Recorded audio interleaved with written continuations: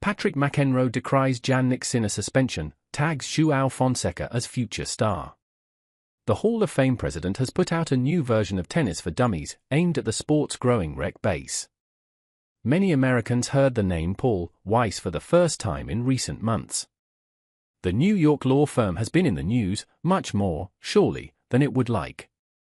First the company came under fire from Donald Trump, then it was buried in an avalanche of criticism for caving in to his administration's demands. But those of us of a certain age in the tennis world know Paul Weiss for a different and better reason. The late John McEnroe, Sr., father of John, Jr., and Patrick, was a partner there.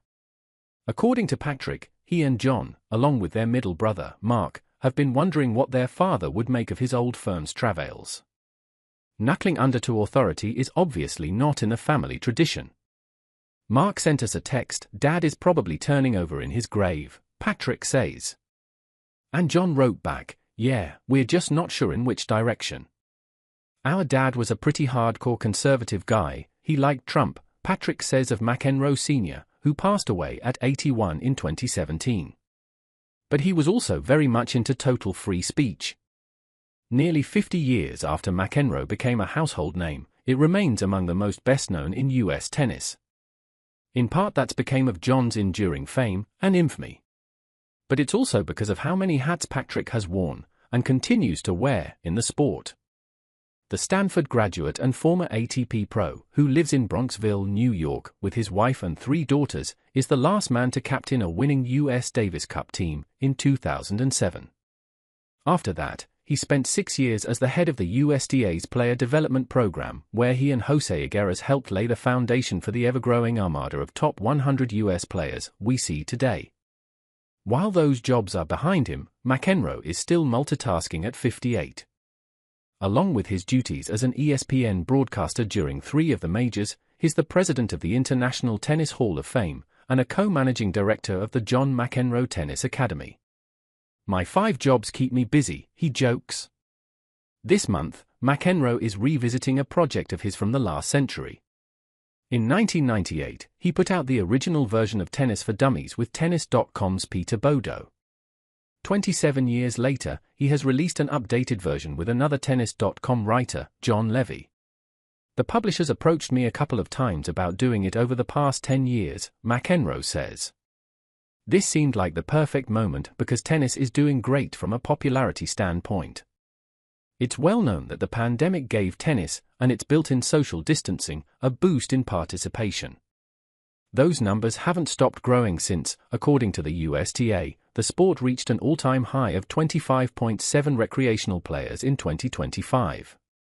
We see it firsthand at our academy," McEnroe says.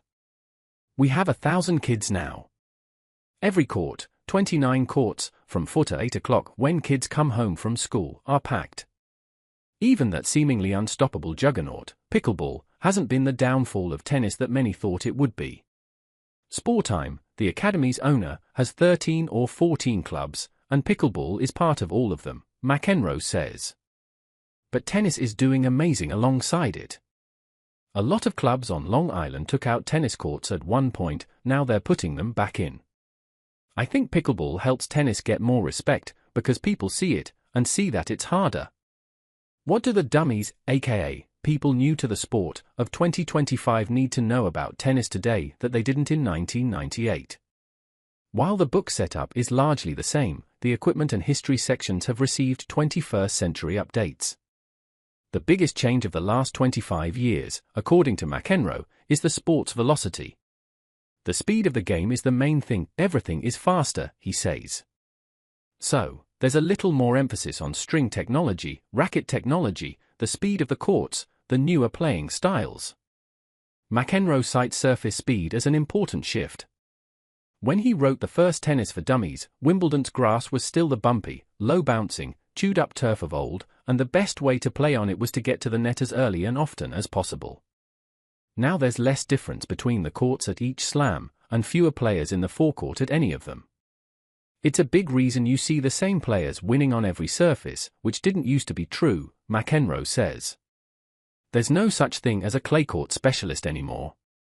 While McEnroe acknowledges the decline of pure serve and volley, he hasn't given up on attacking tennis. Instead of following their serves to net, the players of 2025 looked to pound their forehands right away, and close with a high volley. You used to be able to play points where you hit 2 or 3 volleys, he says. Now, because it's so much easier to hit passing shots with today's rackets, it's pretty much impossible to do that. McEnroe's other jobs keep him in touch with sports past and future in equal measures. At the Hall of Fame, 2025 will be a year of transition.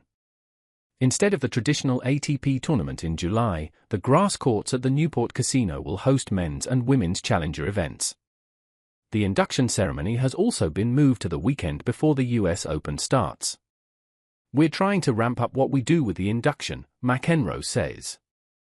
We've got Roger, Federer, coming in soon, Serena, Williams, the year after that, then Rafa and Murray, all these huge names.